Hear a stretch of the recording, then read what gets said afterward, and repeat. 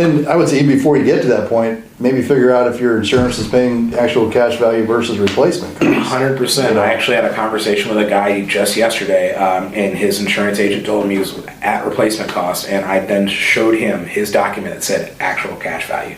And the documents is what matters, not... Well, and I mean, just some folks don't know. I don't know why that got missed, but yeah, that he's got a huge hole in his coverage right now.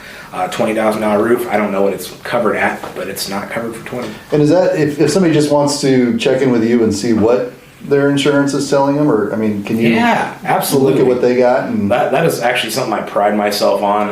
I'm kind of a dork. I love looking at deck pages and kind of seeing where people land. And what I really pride myself is at the end of the day, I want to make sure there's no holes in your policy and you can sleep well at night when the worst happens. So more than happy to look at anybody's insurance for that. Ed, you got anything you want to throw in there? Maybe just to mirror what Ryan is saying is, do your due diligence, find out what coverage you actually have.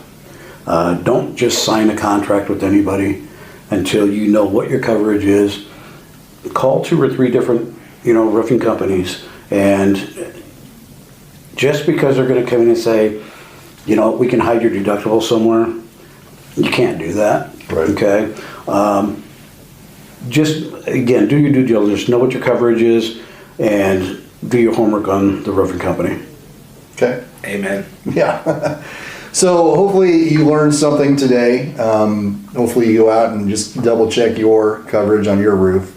Hopefully we don't get any more storms this year, but we're not on the right record so far for that. It's been a busy season already, and it's just mid-April. So thank you for watching, and share it out with some friends, and I'll put these guys' contact information down in the comments in case you want to ask them some questions. So thank you. Thank you.